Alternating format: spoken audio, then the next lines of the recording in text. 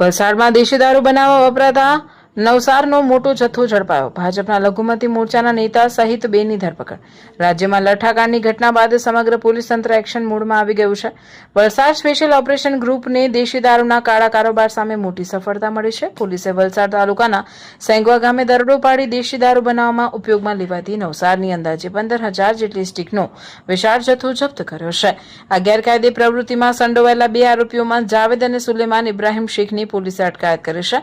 ચોંકાવનારી વિગત એ સામે આવે છે કે પકડાયેલો મુખ્ય આરોપી સુલેમાન શેખ વલસાડ તાલુકા ભાજપ લઘુમતી મોરચાનો પ્રમુખ છે. તે પોતાના રાજકીય હોદ્દો અને વગનો દુરુપયોગ કરી લાંબા સમયથી આ ગેરકાયદે નેટવર્ક ચલાવતો હતો. કાર્યવાહી દરમિયાન રાજકીય પ્રભાવ બતાવવા ટેવાયેલા આરોપી સુલેમાન શેખે કવરેજ કરી રહેલા મીડિયાકર્મીઓ સાથે ગેરવર્તન કર્યું હતું અને કેમેરા પર હાથ મારી દાદાગીરી કરવાનો પ્રયાસ કર્યો હતો. હાલ પોલીસે બંને આરોપીઓની સત્તાવાર ધરપકડ કરી ગુનો નોંધી લીધો છે. આ નવસારનો જથ્થો ક્યાંથી લાવવામાં આવ્યો હતો અને સ્થાનિક સ્તરે કયા કયા દેશી દારૂના અડ્ડાઓ પર સપ્લાય થવાનો હતો તે દિશામાં પોલીસે ઊંડાણપૂર્વક તપાસ હાથ ધરી છે. અમારી લાઈવ ન્યૂઝ 24 ચેનલને સબસ્ક્રાઇબ કરો.